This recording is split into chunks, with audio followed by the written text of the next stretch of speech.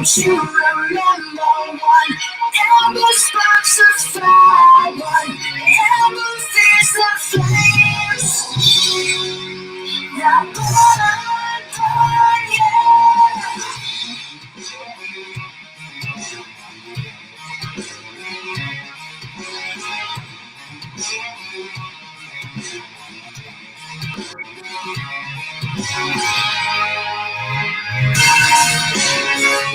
See the real and let your heart burn to believe. Always remember one. Endless sparks of fire, one endless fears of flames. Now burn, burn, yeah.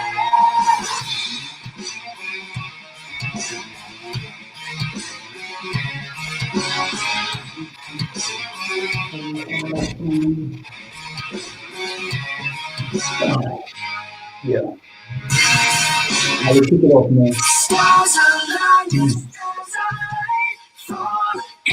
All right, guys. Welcome to another edition of Wrestling Talks and Thoughts. I am your host, Saheem the Dream, who's always pumping his guns, having his fun. The next time you catch me, I'll be as big as Bobby Lashley. All right, guys. Thank you for joining us.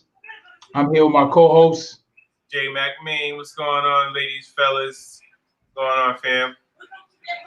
All right, so today's edition, we're going to do a quick rundown of NXT match up, their card match. We're going to go through the whole show. We're going to go through AEW's card match. We're going to go through the show. We're going to just kind of run through the programming, how it went. We're going to give our thoughts. We want to invite you guys to come on and share your thoughts. We want to know what you guys thought about NXT. So the first 30 minutes, we're going to do NXT. We're going to try to cram it into 30 minutes, and then we're going to try to cram AEW into 30 minutes. And then we're going to go on to some news and rumors on what's going down in the WWE universe. So quick rundown of the match card for NXT. What we have here, we have the first match we had was the NXT Tag Team Championship match, Imperium versus Breezango. We had Damian Priest fighting Killian Dane. We had Aliyah defeating Shia Lee, Dakota Kai, Caden Carter. We had Bronson Reed squashing Leon Ruff. That was Leo Rush. And we had the women's tag team championship match, Bayley and Sasha defeating Tegan Nox and Shotzi Blackheart. Okay, all right. So let's go into this real quick. How did you enjoy NXT so far? I like NXT. I'm a big fan of the NXT brand. And overall, like I said, it was a solid show in my opinion. From top to bottom, the matches were decent, were pretty good quality. They had backstage segments, but not as many. But yeah, like overall, it was a decent show for me. Yeah. I thought it was a pretty good show too. I really enjoyed some of the promo segments they had. I thought it was really good. I want to save the best part of the whole show for last. Okay. The part I enjoyed the most out of the whole entire show. I think you may know what I'm talking about as far as the whole winner takes all match that is set up that's set up for the next NXT taping, and then I think after whoever wins against Keith Lee is going to go on to fight Adam Cole. But let's just talk about the whole card before we get into that part, because that's the part I really want to sink my teeth into. But let's just kind of run through the card real quick. So did you enjoy this Imperium match against Breezango?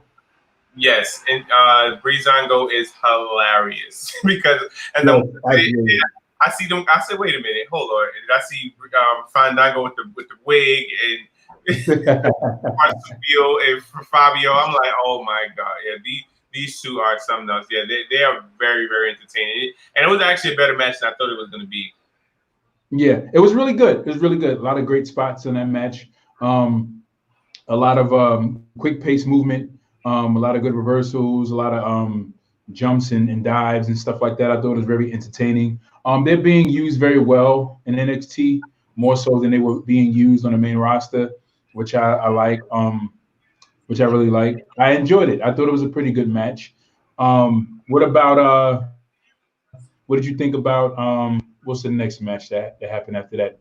We had Damian Priest defeating Killian Dane. Yeah, I mean that was a pretty good match too. What was your thoughts on that? Yeah, I mean, and obviously, with Damian Priest coming off the loss at NXT in your house, he had to get back on the winning scale. And to get it off Killian Dane, it was definitely expected. So yeah, I mean, like I said, overall the quality of the match was pretty decent. Do you have any expectations on? Well, let's converse because we'll just go back and forth and I'll share my thoughts and you let me know what you think as far as this perspective goes. I don't know what's going to happen with Damian Priest's character as far as like their build on him. I see that they're trying to bring some interest into his character. Killian Dane, the same thing. I don't know if I see them actually being called up to the main roster. Maybe Damian Priest, if Vince McMahon sees some kind of great potential in him being this kind of like dark character. He kind of has this sort of like Undertaker feel. But I don't know. I don't know if I see Damian Priest going past NXT. I agree. I don't see Damian Priest getting, becoming a champion on NXT or anything like that. And again, if he does go to the main roster, he may have one or two decent victories, like as far as similar to Ty Dillinger. He goes up, get a win or two. He's the hype is behind him because he's new, fresh face, and then after that he becomes a jobber. So that's where I see Damian Priest overall. You can also compare him to we compared him a lot to Baron Corbin. So you can up and compare him with Baron Corbin in some kind of legion or something like that. But as far as Killian Dane was on the main roster. He was called up with Sanity, but then once they started breaking him up, he went back down to NXT, and the other one went to NXT UK while Eric Young stayed on SmackDown, and then eventually released, as we all know. But yeah, so I mean, I can see Damian Priest going up, but he's not gonna be nothing more than nothing. He's not a champion in my eyes. I mean, hopefully that changes, but I don't see it. Yeah, no, I feel you. If you guys are watching this, you guys are checking this out, please let us know your thoughts on NXT. This show's taping that happened this Wednesday that passed on the 17th. We want to know your thoughts in the direction of what's going on with the characters, the storyline. How did you enjoy the show? Right now, me and Jay McMahon are discussing the storyline as far as NXT, the development of the characters, what's going on in the direction. So if you guys are joining us, please don't forget to subscribe, hit the like button, so you can hit that notification bell real quick so that whenever we go live, you guys can get us as we go live. We want to hear your comments. We want to hear your thoughts. We want to know what you guys think. I enjoyed the Velveteen Dream segment. I thought was really good. So I see that what's this guy's name? Oh man. The guy with the blonde hair. The blonde hair. Yeah, man, the tall guy with the blonde hair. Huh? What's his name? And we just talked about him. We talk about him every episode. Loomis, Dexter Loomis. There we go. Right. Oh man. So Dexter Loomis, right? So we got Dexter Loomis, right? So he comes, he pops up in his, in the creepy style that he has, pops up from the back of the couch, randomly draws a nice little picture of him and Velveteen Dream, possibly holding NXT Gold, but pretty much as to say he envisions them going after NXT Gold. I thought that was a great idea. I think they're really going to push those two to be a great tag team. I think those guys look very, very good together. They are opposites attract kind of a group. Very different from each other, but I think they would work very well and be very entertaining. I think they should shoot for it. I think that'll be a great thing. Even though I would rather see Velveteen Dream actually going after the NXT Heavyweight Championship. But if they have some plans to kind of just keep Velveteen Dream there until they can develop something solid for him or execute a better time for him to get the NXT title, then I understand. But in the meantime, if they're holding him there for that particular purpose, just to wait for them to get something solid for him, and have him go after NXT Gold with Dexter Lumis, I think that'll be a great idea. Yeah, and I mean, like, I think that's they're gonna build that and they're gonna push it. Eventually a couple more times. Velveteen's gonna be in need, and Dexter's gonna come out to his aid and save him. So I can see them. But obviously we know the stipulation. Velveteen can't challenge for the NXT Heavyweight Championship as long as Adam Cole has it. So obviously that title pitch as of right now. But yeah, I can see him, going for the tag titles, and like you said, opposite of the track, it'll put me in the mind of the Rock and Sock connection, Kane and X-Pac. There's another one. I was Booker T and Goldust. Those kind of comedic kind of tag teams. But I see them making it work. I could definitely see them being up in the. I feel like in NXT they're going to be used properly. I feel like if they go up to the main roster to be worked. With Vince, I think what Vince is going to do is he's going to add a lot of hokey stuff with their character. I think he's going to, just butcher it with so much entertainment promos and have them do all these crazy little sketches with his writers. So I think with NXT, NXT they really use these wrestlers in such a fair way where it's very entertaining. I can't help but see how great of a product it is. Let's see what we got here. So we have Aliyah defeating Xia Li. Yeah, Xia Li. How you say it? Yeah, I mean that match was shocking. I didn't. Xia Li. Okay, I think so. But yeah, I didn't think Aliyah was gonna actually win that match. She came out and she saw. I forgot the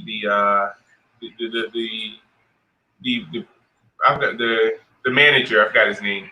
When she came out and saw him on the ground, and I didn't expect him, and Aliyah, so far her time in NXT, she's been used as a jobber, so I didn't think that she was actually going to win that match. So by her winning was definitely shocking. And that might have been her first win of 2020, I want to say. Wow. So she was like a jobber for the most part. Yeah, she was a jobber. She was booked to fight people like Shayna Baszler, so Shayna can dominate.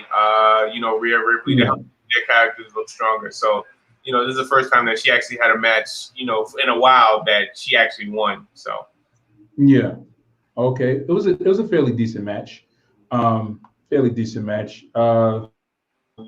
go on to Bronson Reed squashing Leon Rush. This is funny, man. It's like, Leo Rush just gets fired. Then they have this guy named Leon Rush who's now brought in as talent. I don't know how long he's been there because I just started watching NXT. I was watching it here and there, watching some matches here and there, seeing how things were going. But they have this guy, Leon Rush. I thought it was very funny. The first time I seen him on WWE, I think he was on the main roster. Like he had a squash match with somebody.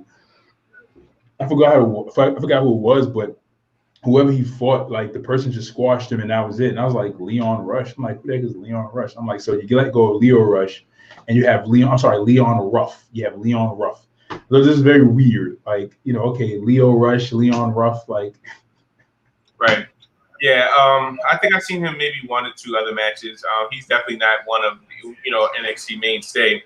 But when I saw when I saw him actually fighting Bronson Reed, when I first saw, I was like, "Oh hell no, it's over." It's like, all right, so we got Bronson Reed versus Chicken George. Right. And this match is not gonna last very, very long. This guy weighs like what? Well, like 97 pounds or something like that. This guy Bronson Reed looks like he's every bit of like 325 or something. I mean, I was just like, I didn't see this match happen very long. I knew it was a squash match. You could tell from the inception Yeah, that it was definitely a and squash match.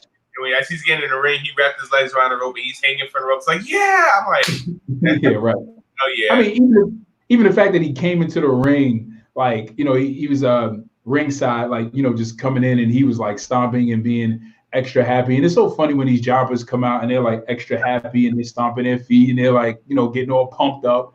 And then that match lasts, no more than like three minutes, so it's like it's hilarious sometimes. It's funny. But right. we can always tell like where this match is gonna go. Of course. Like remember when like Ryback used to have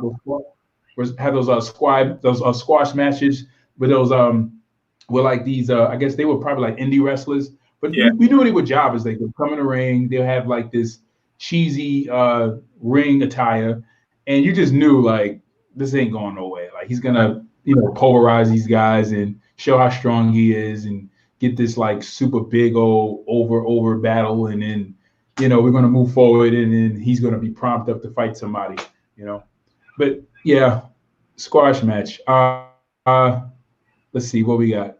So we have the match of the night, and then after the match of the night, we're gonna go into this segment that went down. This very important segment. So we have the women's tag team championship. Bayley and Sasha defeat Tegan Nox and Shotzi Blackheart. So, your thoughts? Well, I thought it was a good match. This was a pretty good match. I agree. Pretty good match. Pretty good defense. I thought it was a good idea to kind of have them come over. Yeah, I mean, I like the match. I definitely like the finish was very, very good to me. I mean, and I feel like I guess it was hard to more so to make like a more seamless transition in from the hold that Shotzi had, Sasha and Alexa, Bayley can come. That's probably pretty good. And the reference with Eddie Guerrero, she brings the chair in the ring, and Tegan Nox grabs it, and Ref sees the chair, and distracts her. I mean, like I said, all those elements was a nice little touch on it. So I like the ending of the finish, I should say. Yeah, I think it's interesting. I like the fact that they're kind of doing a little bit of the cross branding, having Sasha and Bayley come down and beat the crap out of the NXT talent. That was pretty cool. We know this wasn't going anywhere. We already know. We know. We was like, okay, Sasha and Bayley are gonna go down to NXT and beat the crap out of some rookies, some newbies, and then they're gonna go back up to the main roster, on Raw, and we're gonna see them. But they're gonna just do this job real quick so that they can kind of give that rub to the some of the newbies. But that was pretty cool. That was pretty good. I think I like the interest that they're trying to build, and kind of mix it up a little bit, and kind of give a fair comparison to those who are up and coming to those who are already in that position to see which way it goes. So you kind of get a feel of those who are up and coming, how much potential they may have on the main roster, which is pretty cool. I think that was a great idea. But it was a pretty good match. Let's talk about let's get into this this winner takes all situation. I thought this was an excellent. I thought this was an excellent kind of a piece inside of the show.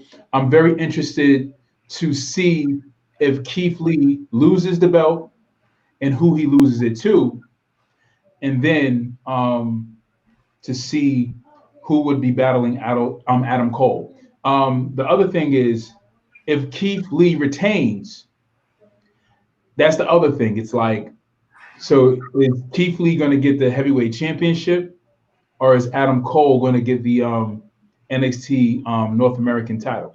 But you already know there's already a monkey wrench planned for this whole fiasco. There's a monkey wrench. Because I'm going to tell you, I'm going to give you my prediction. I'm going to tell you what's going to happen. And you tell me what you think. You give me your thoughts. So this is what's going to happen. Keith Lee is going to battle Finn Balor, Johnny Gargano. Keith Lee is going to go over, right? Then he's going to battle Adam Cole. They're going to fight, right? And maybe midway through the match or toward the end of the match, near the finish, Undisputed Era is going to come in. They're going to interrupt the match, and they're going to mess it all up. The referee is going to ring the bell. and there's going to be no type of decision made on who wins what title, unless they ban the Undisputed Era from ringside, and they really have a legitimate one-on-one fair match. But that's how I see it going.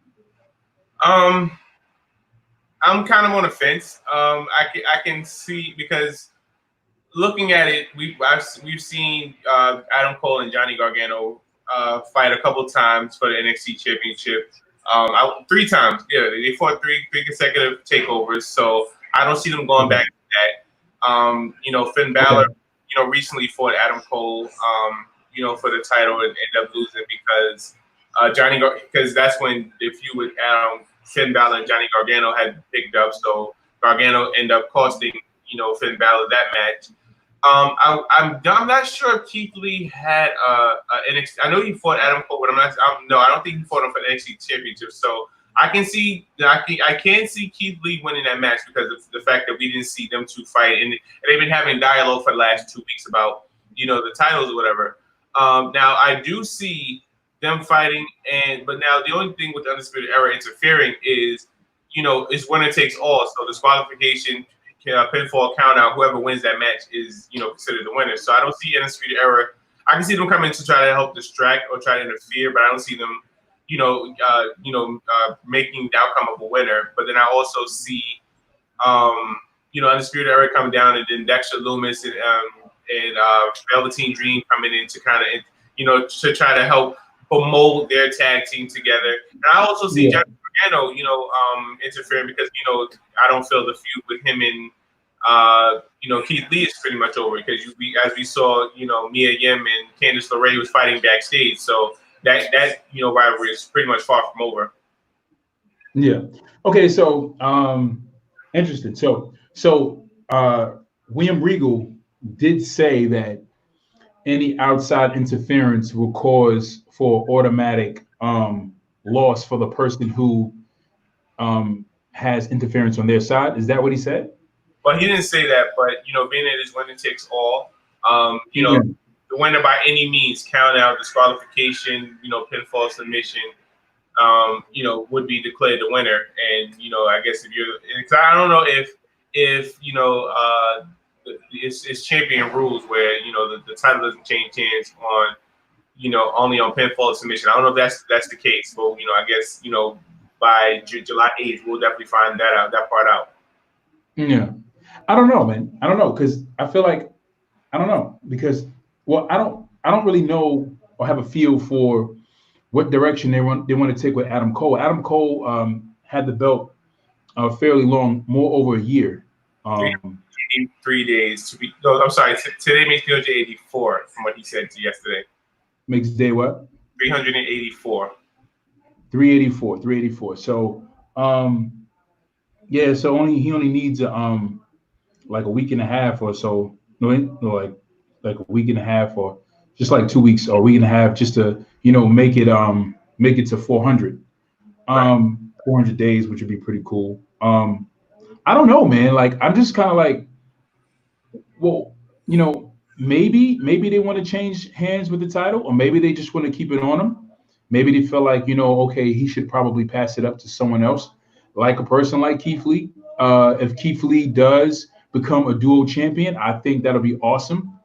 I also thought of the idea, and of course, I mean, I got to go into my my land of imagination and think, in a perfect world, Finn Balor is going to beat Keith Lee, and then he's going to beat Adam Cole, and he's going to go on to be the duo champion. See, those are my only 2 predictions. I have faith in Finn Balor going over on Keith Lee, and then going over on Adam Cole. But then I think what may happen is maybe Finn Balor goes over on Keith Lee, and then he loses to Adam Cole. But I'm looking at it from 3 ways. Like, either Finn goes all the way and wins both titles, Finn wins 1 title, he loses, or Keith Lee retains his title in a triple threat match, fights Adam Cole, and some kind of fiasco happens where there's some outside interference, and then nobody's crowned the champion, and Adam Cole keeps his belt and he continues to reign on and on and on and on and on. So, I mean, do you want the title to change hands? Are you looking for it to change hands? Or are you just? I don't really see Adam Cole losing the belt on an NXT regular show. I can see him losing at a takeover, but not on a regular show. But then again, we've seen Rhea Ripley defeat Shayna Baszler on a regular show. On a regular NXT taping. So at this point, we just never know.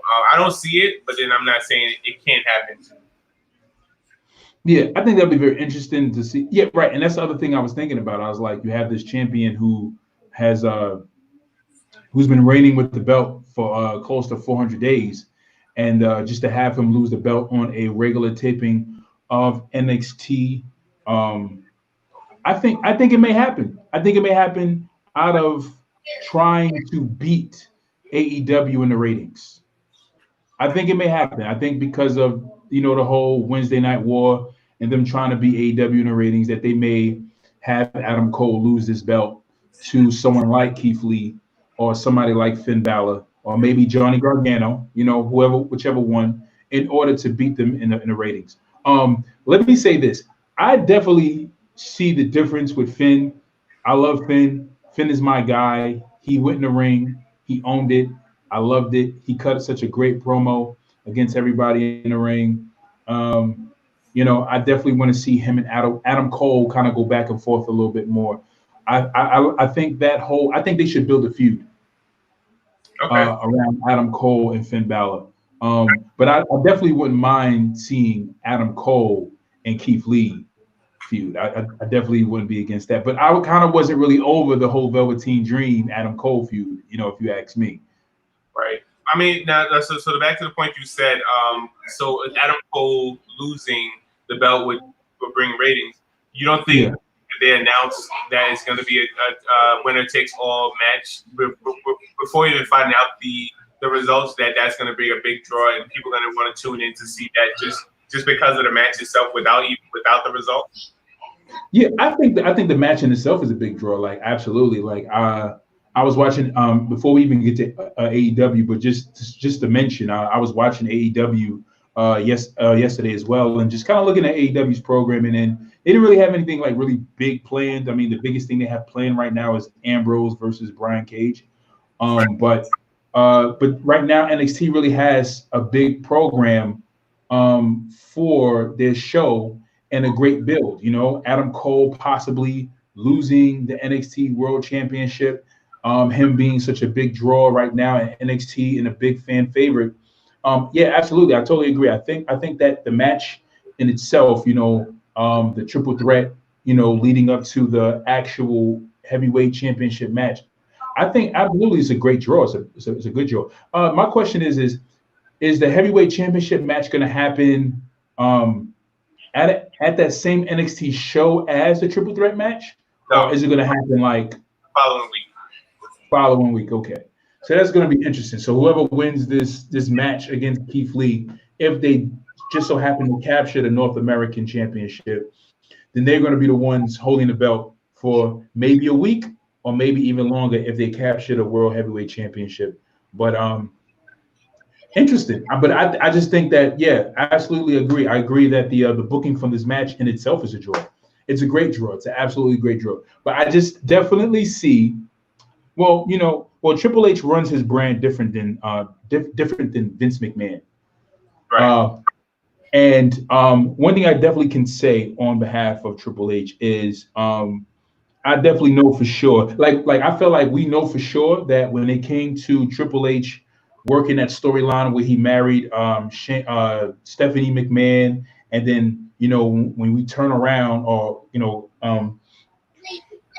when it's revealed later on that, okay, so you guys legitimately got married, and there was a plan to set up Vince McMahon in order to capture the World Championship. Like, that was a great storyline. And it was just like when Triple H was working that game character, in that area, there was so many twists and turns with his character. But that's the good thing about the storytelling that he had with his character, because I feel like we have the same thing here in NXT with the unpredictability. Like we don't know what's gonna happen. Like we can only guess, but we only hope for the best. Right. Yeah, I don't know, man. I don't know. Right. I mean, I completely agree. I mean, that storyline with Triple H and Stephanie, that was definitely an interesting storyline. And me watching it as I was younger, I was like, oh snap! Like she's knocked out and he stole it from Tess. Like that's crazy. Like I'm thinking amazing to me at the time. So I mean, like I said, they just have to keep the keep the ball rolling. And now as we other podcasts, do you also think that them possibly giving Adam Cole the North American Championship for a second time, is that some way of trying to entice him to stay or renew his contract? Well, I heard he already renewed his contract. Yeah, I know he's here for another year or two, but it could be another way of keeping him happy. Like, hey, listen, you're the guy. We're making you look what we're doing for you. So that can be a way of trying to keep him happy. But if they don't, this is my thing, right? I think that I like Adam Cole, but there's Finn. We can't forget about Finn. We can't forget about Finn, and I see exactly what you're saying. And I totally agree. Like that could be the case. That could be the case, right? Because these are the possibilities that we're kind of sifting through and kind of just trying to like work through and see like what could be the outcome, like what could be the reason why they're setting up this match, and if they do set up the match that they do set up a match between him and Keith Lee or whoever is the North American champion, that he does win the match, goes over, and he becomes a duo champion. I believe the first duo champion in NXT history. It could be true to pretty much entice Adam Cole to stay. But the other thing is that I'm thinking about is I look at a person like Finn, right? And this is the guy who started the most popular faction since the NWO, right?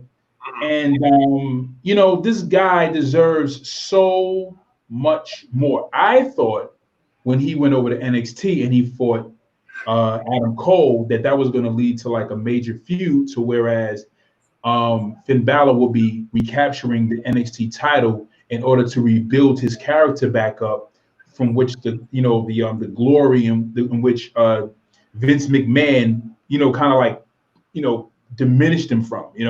It was like, because I read the whole rumor behind Finn Balor push for being a Universal Champion was he was supposed to be the face of the brand.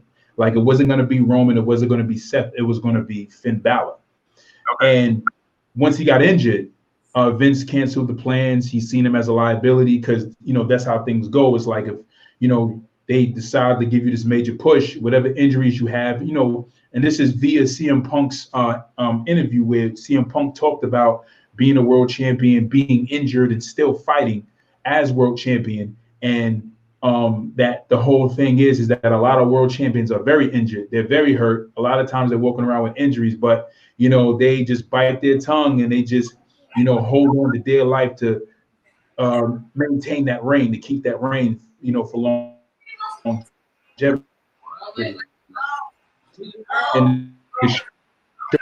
I just feel like Finn needs to be given more. He needs to be given more because we all know what's going to happen. If Finn leaves NXT, he's going to go back to New Japan Pro Wrestling. They're going to put that world championship belt around that man's waist. They're going to do that. They're going to do it. Huh? I say absolutely, quick, fast. Yeah. They're going to do it. They're going to do it because, Kenny Omega left. AJ Styles is gone. They don't have any major faces over there. Like they're building up people. They have like Jay White and some other people, but most of the people they have over there are from their culture. And I think Tatsuya Naito is the one who has the Intercontinental and the World Heavyweight New Japan Pro Wrestling title. So they gave him that dual honor. But I think they should definitely give it to Finn. If you ask me, I think they should give it to Finn. I think Finn should get it. even though Finn's record was broken by Adam Cole, I think Finn should have it. I think Finn should have that honor. Personally, if you ask me, especially with Vince McMahon's fickleness in the investment of his talent. Like I felt like Finn, when he came back, he should have got that title match with Brock Lesnar. So very interesting, man. Very interesting. So moving forward, we have AEW in the cards.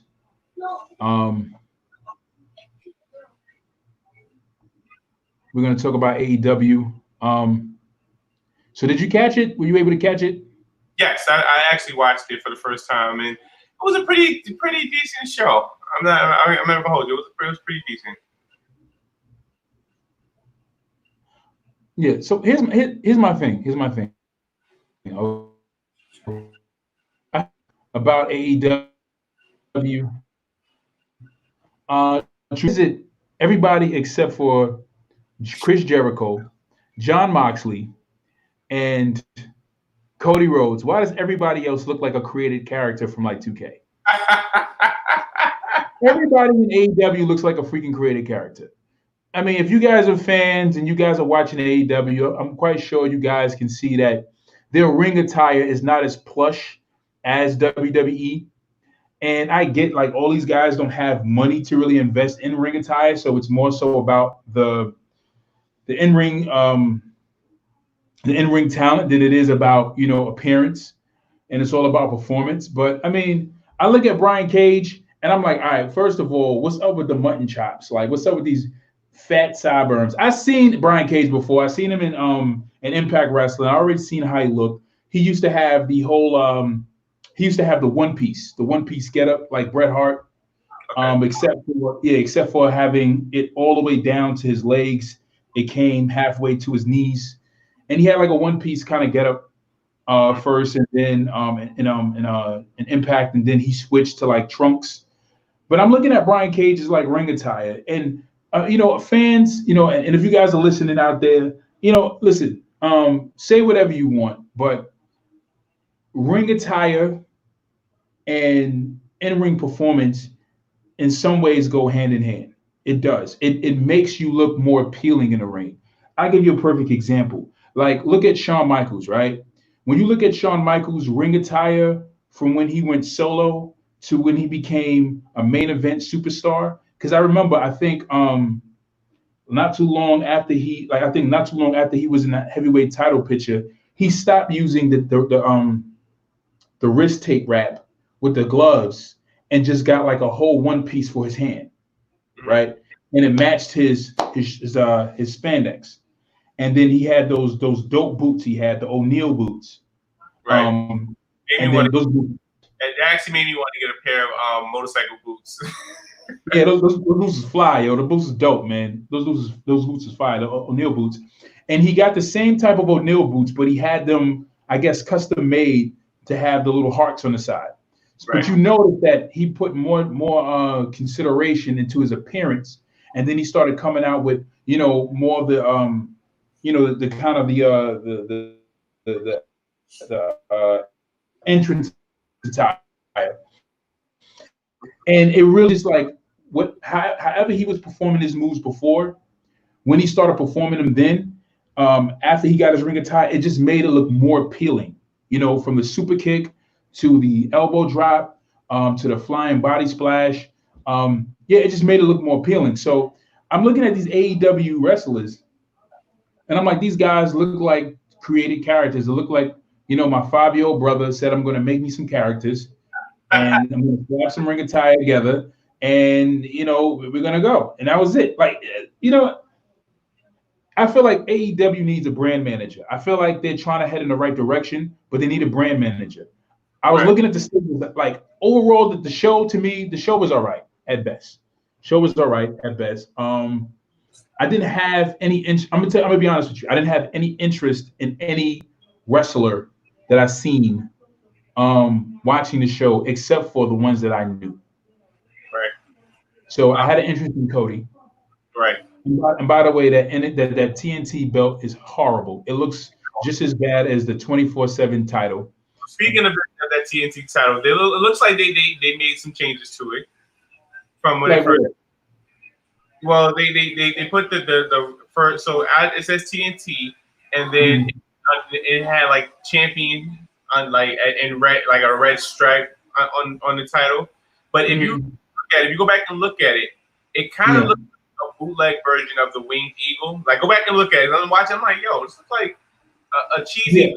Like, wait a minute. Yeah. You know what? Let me see if I can. I believe I can pull up an image here of the AEW TNT title. Yeah, but like you said, I mean, a lot of the costumes was extra, you know, and it was cool to see a lot of, you know, WWE people over there and I feel like every other match had somebody from WWE in it, you know, with the first match, you know, where the Revival, FTR came out, and, you know, then, you know, actually the first match, the first match included Goldust, Dustin Rhodes. Right. You know, so that was a WWE guy.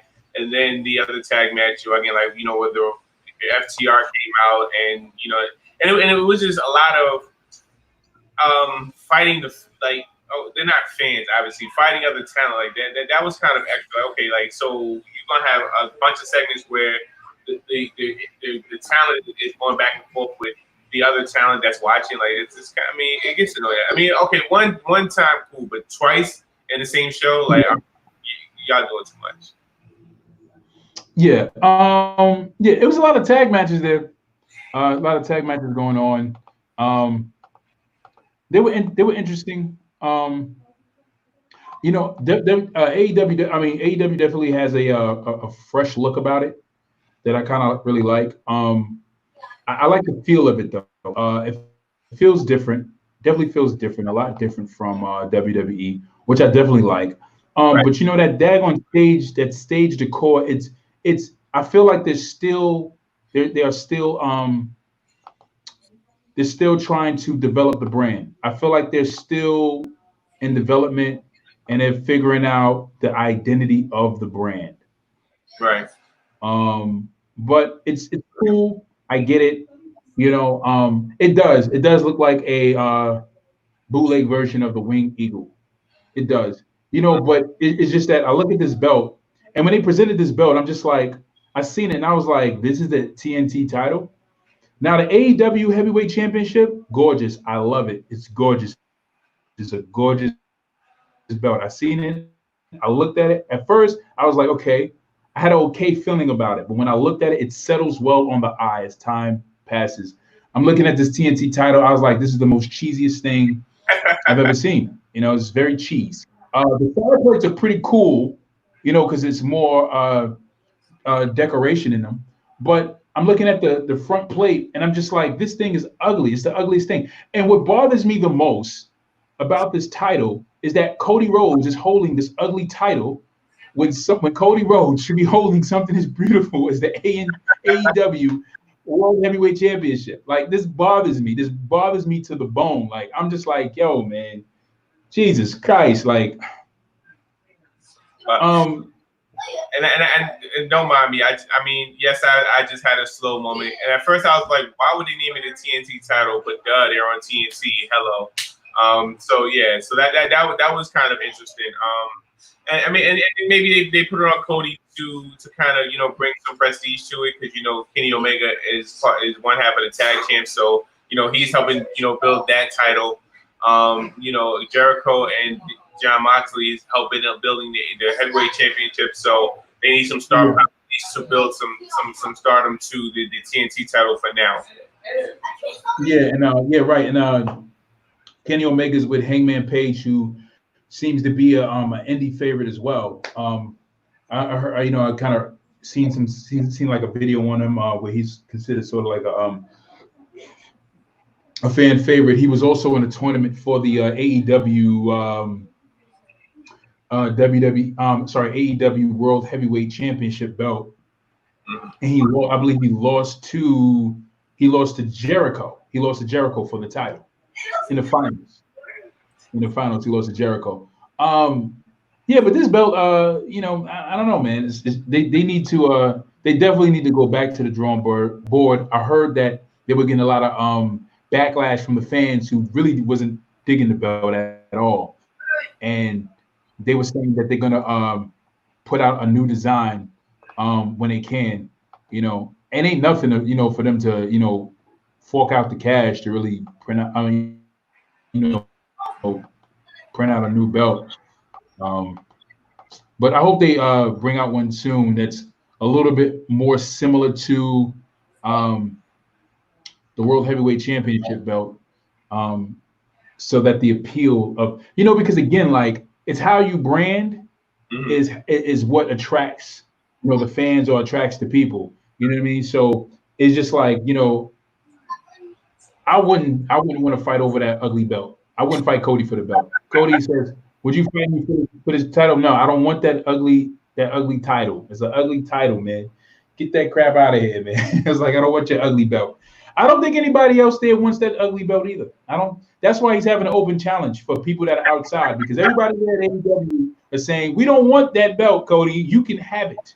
I think Cody may be the only TNT champion in AEW going forward because of that ugly belt. That belt is ugly. It looks like a quarter, man. It's like somebody just slapped a quarter on a leather belt and just gave it to him. Like it doesn't look put together well. I hate it, and it bothers me because I love Cody, and Right. Cody's my guy. You know what I'm saying? I love Cody. I love Cody so much. So what we have on the card here? Well, this Yeah. spot, So we talked about. this spot I want to talk about. I don't know if we're gonna get to it, but where Okay. the Young Bucks they fought, and please forgive me, guys, if I don't because I don't remember this tag team's name. But the Young Bucks fought a tag team, and the concept of the move was unique. I mean, it was fake. Obviously, it was pure wrestling. So anybody that watched They, that was right, fake. Huh? they fought the Super Bad Death Squad, Kip Saban and Jimmy Havoc with Penelope Ford. Okay, yeah, all right. So there was a spot in the match where they super kicked the two guys, and then they picked up Havoc, put him in his partner's arms in the tombstone position, and they super kicked the guy's knees and made him tombstone his partner. Now, if watching it, you was like, "Yo, that's mad fake. What the hell?" But the concept of it was like, "Oh, okay, I get the." You know what I'm saying? You thinking outside the box, like, "Oh, that was unique. That's different. I've never seen nothing like that." So I like that spot of the match. Yeah. But until the melee happened, and you're just like, "Oh my, what the hell's going on?" But Yeah. I'm gonna be honest with you, Jay. I'm gonna be honest with you, Jay. I think after, I'll be honest with you, Jay.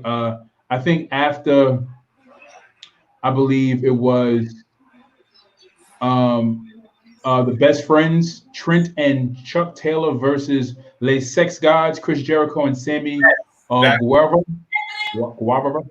Well,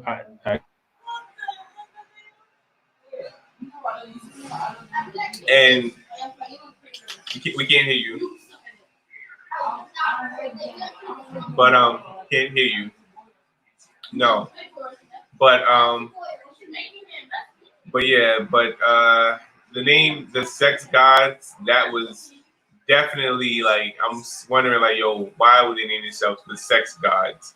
That was kind of different for me. Can you hear me now? Yes. Okay, great. Okay, I just lost some connection. Sorry about that. I'm listening. Yeah. So like I said, the fact that Jericho and Sammy, their name is the Les Sex Gods. I was like, what the hell? I'm like, why would you name yourself? That has nothing to do with wrestling at this point. So I'm just like, okay, whatever. I mean, and I get it. There's been, some weird names like the Body Donnas and stuff like that, but Les Sex Gods, like, come on.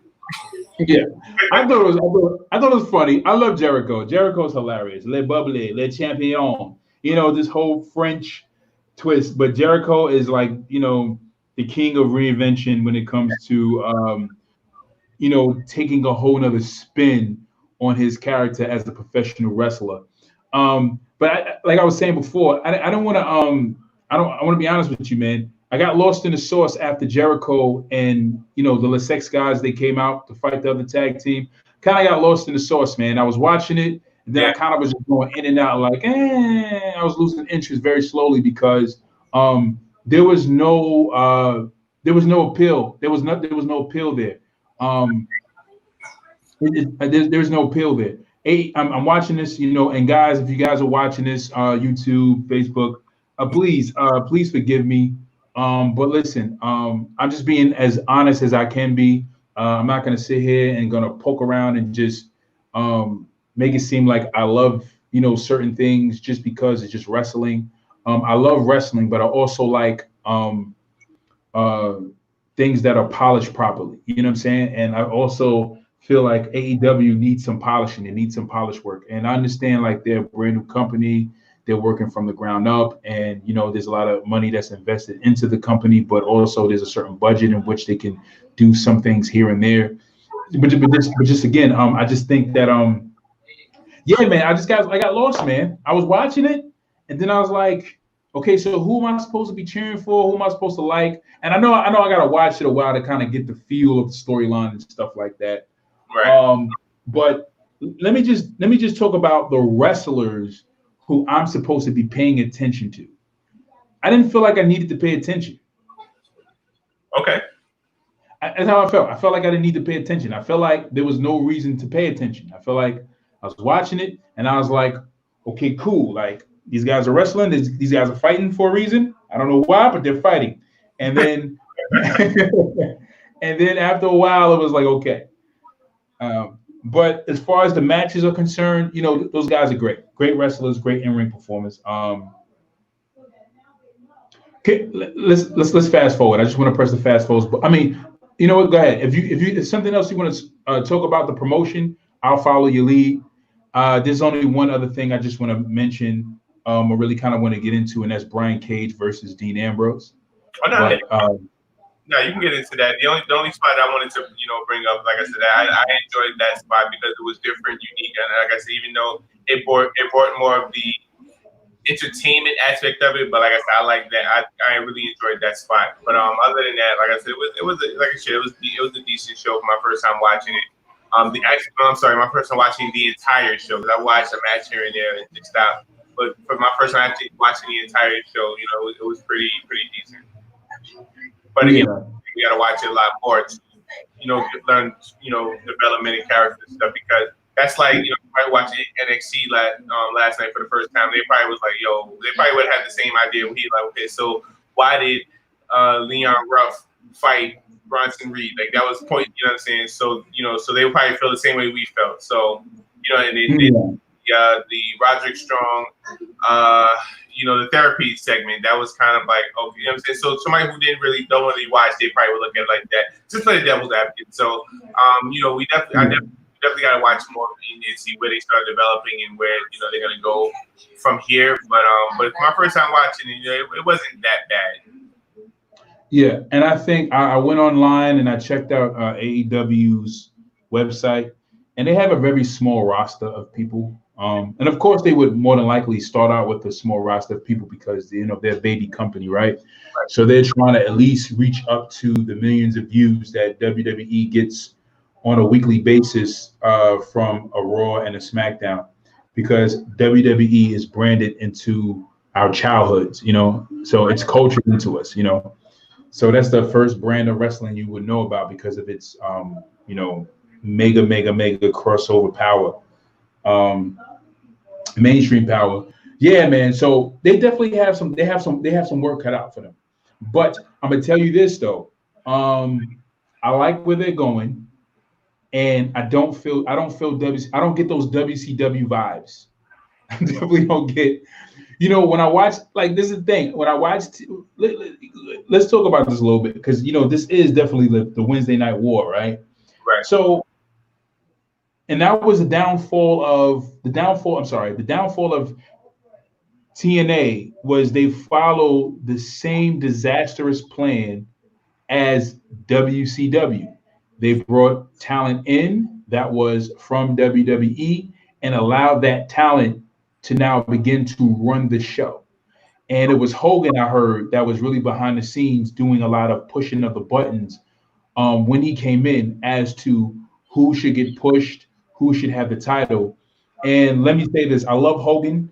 You know, I love the Hogan I see on TV. I don't know about how he is as a person, as far as his racial views. You know, that bothers me a little bit. But the Hogan I remember, who wasn't racist. But he did a lot of pushing the buttons, and part of the reason why TNA failed, because at one point TNA was like AEW, Right. where they had this buzz and they had this, like people were talking about. Did you ever watch? Are you watching TNA? They were getting these, hundreds of thousands of views and ratings, and they had like a little push. They were really doing well, like AEW's doing well, because AEW's doing well, even though AEW's not in the millions yet. They're 400,000 shy of reaching the millions, but they can do it. AEW can definitely do it. I believe in them. I want them to do it. I'm cheering for them. I believe a lot of people are cheering in their hearts for them. I'm cheering for them. I want AEW to do it. But I'm sorry, just to stop digressing and get to my point, is they followed the same disastrous plan. Hulk Hogan got in there. They had some other talent. They brought in Vince Russo. They brought in Bischoff. And they did the same stupid thing. They constructed the same stupid model. They even had the Main Event Mafia, which was like another NWO with the same freaking members. I mean, with just, you had Samoa Joe and AJ Styles, and I'm just like, okay, come on, like stop it. Stop doing the same thing and thinking that it's going to work the same way.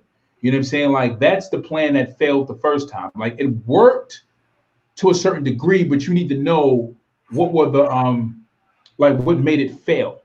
And that was the problem with a TNA. TNA didn't look at what made it fail. And I'm gonna tell you what made TNA fail when it came to why they weren't able to compete with WWE, is because they stopped developing up and coming talent.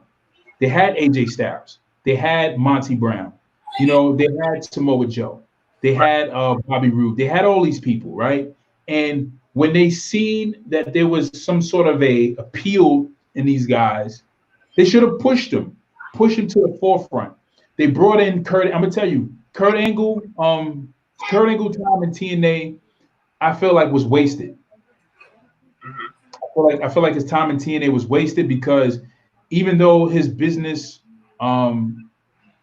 his business with WWE kind of fell through the cracks because of his dispute with Vince, because he had injuries and he was, had these substance abuse issues. I felt like Angle should have worked it out with Vince, went back to WWE, and spent that decade there and worked out, worked there until he got old, to where he's at right now, where he can't wrestle. He should have went back to WWE. His time in TNA was wasted, and I'm gonna tell you why. Because even though Kurt Angle did go to TNA, I mean, what good did it really do? Because they thought that he had the star power in order to bring over more views and more fans. And it brought some viewers over, it brought some fans over, because they had Christian Cage, and they had Christian, they had, Angle, and they had Mick Foley, and they brought over Big Papa Pump and Booker T and all these other people, and Rob Van Dam. But the problem again ensued that happened in WCW and TNA, and that was these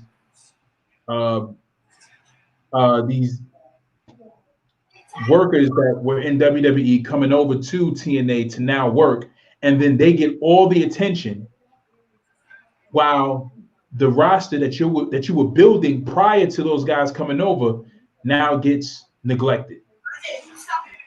So I think that was the major problem with TNA, is that they were not developing stars. They weren't developing brand new stars. And that's and you know what? And that's the thing that I looked at too when I watched AEW. I said to myself, I looked at it and I was like, you know what? That's going to be AEW's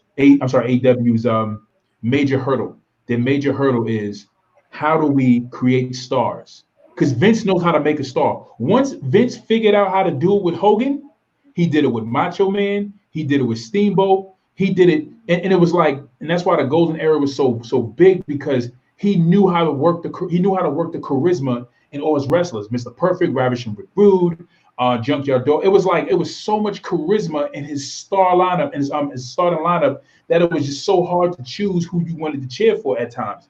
But Right. you knew who you wanted to cheer for. You know who the man was. But you wanted to cheer, like when a babyface came out, you wanted to cheer for him. But once Vince figured it out with Hulk Hogan, he duplicated that formula with all his other wrestlers in a different way where we seen it differently, even to his heels. Right. That's going to be AEW's major hurdle is how do we develop major talent? How do we develop a top star? How do we develop a Stone Cold Steve Austin and a Hulk Hogan? How do we develop a major draw? And that's what AEW is going to need. I know that the whole point is they want to stay true to the hardcore indie fans, and they want to stay true to the performance and the lack of politics backstage and not having all the hoopla going in and out of another person's ear and then this person missing their push and XYZ and all that stuff. I know that that's what they want to do.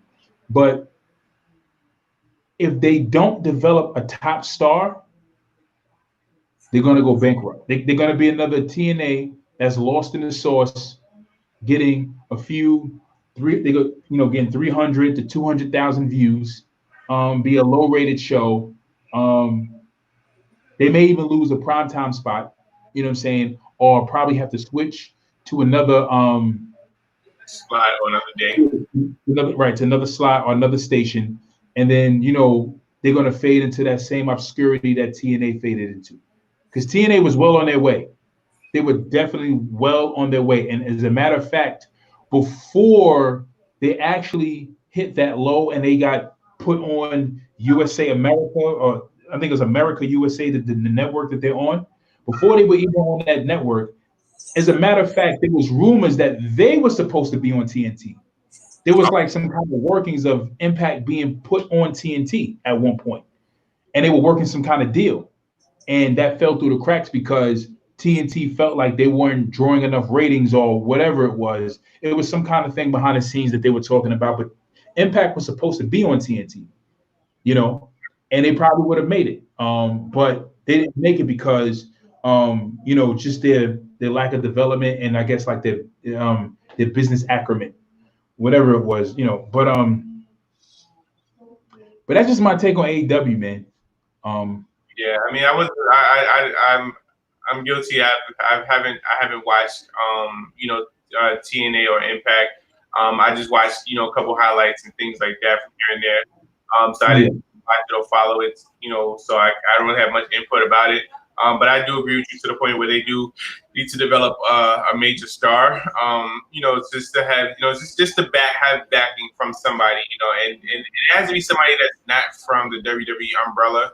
It has to be somebody homegrown that they're building from the ground up, and just push that guy to make that guy. I mean, maybe it could be a couple guys, but at least one that's homegrown and dominate to the point where like, okay, well, this guy, TNA is his first home, or Impact. He's not really known in the WWE market, and he's the guy in AEW. Right, and I tell you what, as it seems, and it's like they followed. They need to break out of that pattern. They have to break out of that pattern of taking these leftover world champions, right? And I'm not saying that like these guys don't have star power. Like Dean Ambrose has star power, but his star power was being developed. He had the star power with the Shield, and his potential was being pushed as a world champion. But WWE kind of stifled that push. Jericho already had the star power. Jericho has a strong following. We rock with Jericho. We rock with Dean Ambrose too. But the other thing is they need to stop doing it. They need to stop taking these leftover world champions from WWE and slapping titles on them and pushing them as the face of their brand. No, I feel like I don't care.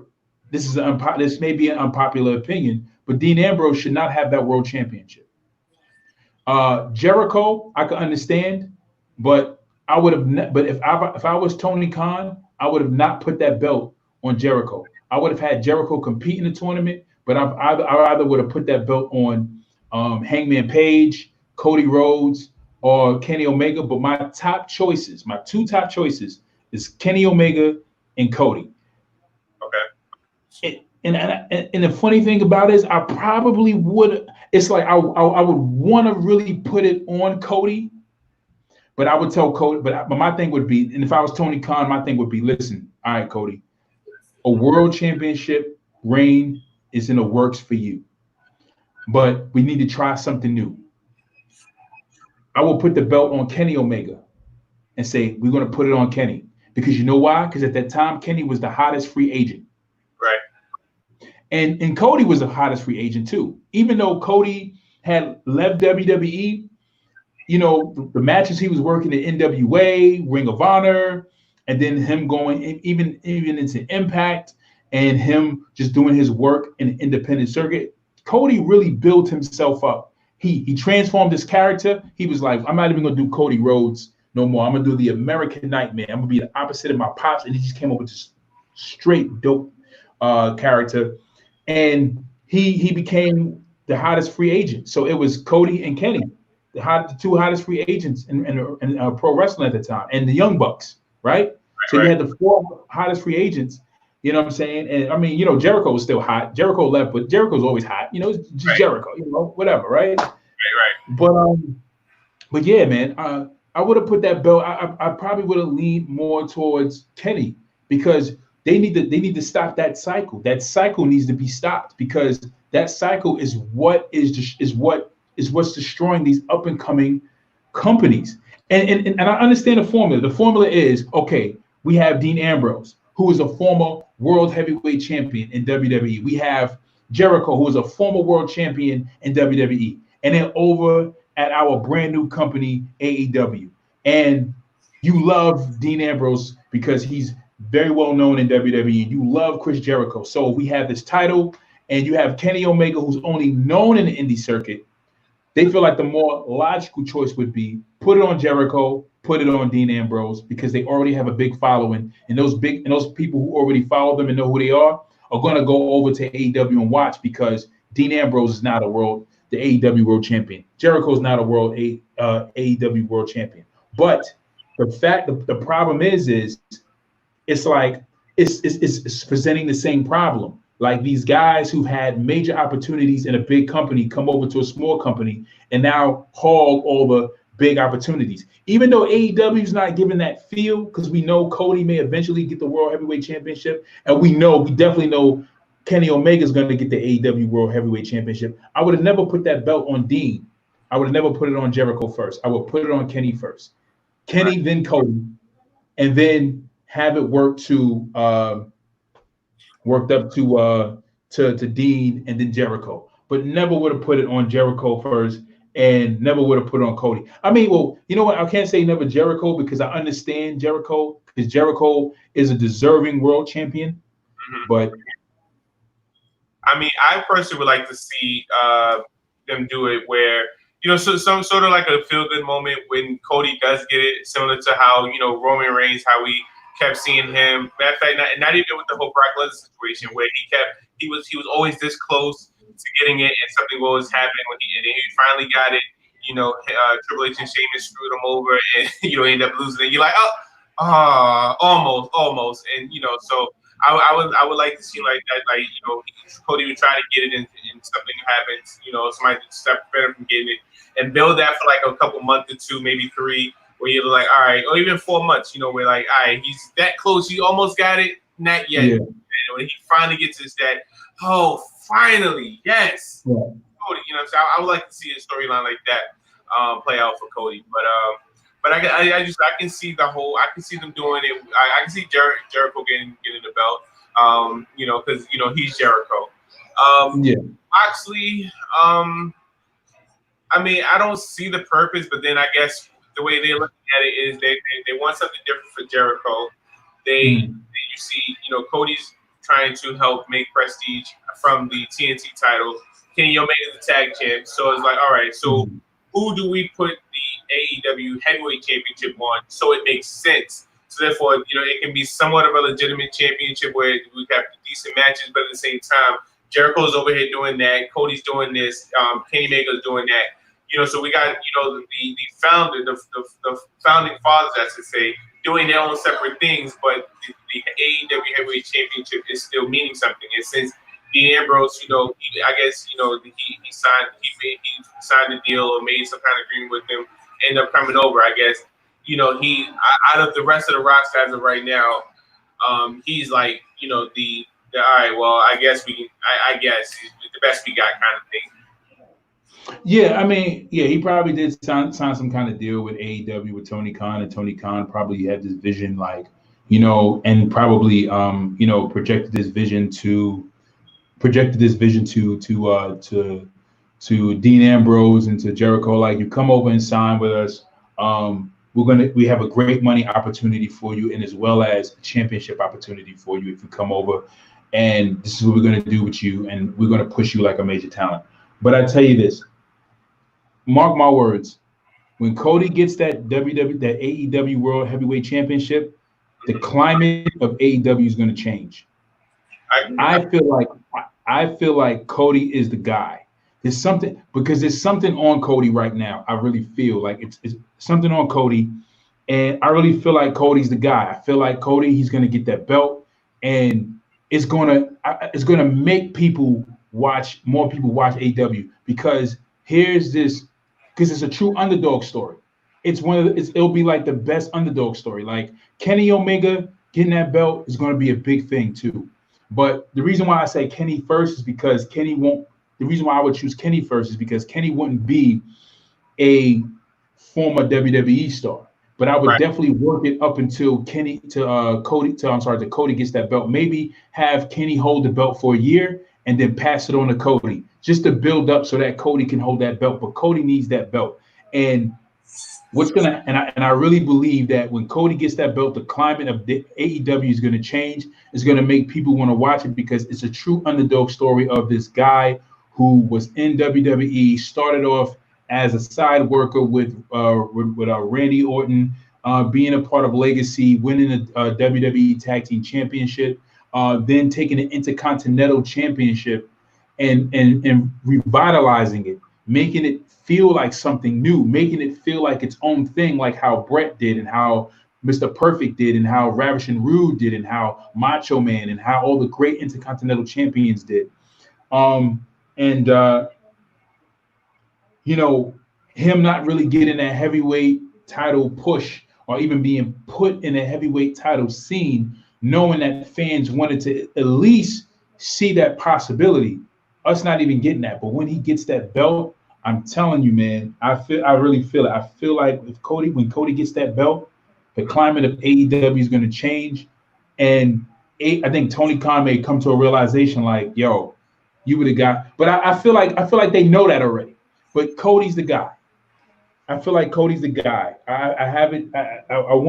Cody's the guy. Like, it's like Christian, right? Christian Cage. When Christian Cage left WWE, he didn't get that heavyweight title push that he deserved, that I felt like he should have gotten, at least been considered for it, right? Mm-hmm.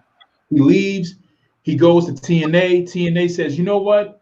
We're going to show you some love. Let's put you in a heavyweight title pitch and see how well you do as a major contender. And Christian nailed it with no hesitation. I was watching Impact because Christian went over there. Okay. And I was like, yo, I want to see what's going on. And I loved it. I enjoyed it. Christian was different. He was fresh. And it's the same thing with Cody. Cody is one of those guys who Vince McMahon is, blind to. But Vince doesn't see anything big, Right. Yeah. So, on that note, we're going to close out, man. We're going to close out the show, man. We're going to get this going. You guys joining us, you guys catching the replay on Facebook, you guys are catching the replay on YouTube, please drop a comment in the comment section below. If you like this video, give us a like, give us a thumbs up, hit the subscription button, hit that bell, hit the notification bell, so you can get a subscription to our channel, to our page, and know when we're going live. Every time we go live, we want to hear from you guys. We want to know your thoughts. We want your comments. We want your views. We want to know what you guys think about what's going on in NXT, what's going on in AEW. We definitely want to hear from you guys. So, you know, at any given time, hit this up. We are here to converse with you in wrestling talks and thoughts. Please hit us up, talk to us, let us know what you think. And we'll be back next week. Oh, I'm sorry. We'll be back this week later on to pretty much discuss more wrestling. We have our SmackDown live show, which will be on. We'll be doing Saturday at 6 p.m. So you guys can catch us at 6 p.m. We'll send out a early promotion so you guys can join us. But yeah, we can't wait to hear from you guys. So until next time, I'm your man Saheem the Dream with my co-host J Mac Memes. It's real. All right, guys, and we'll be chatting with you guys later. Jay, take us away.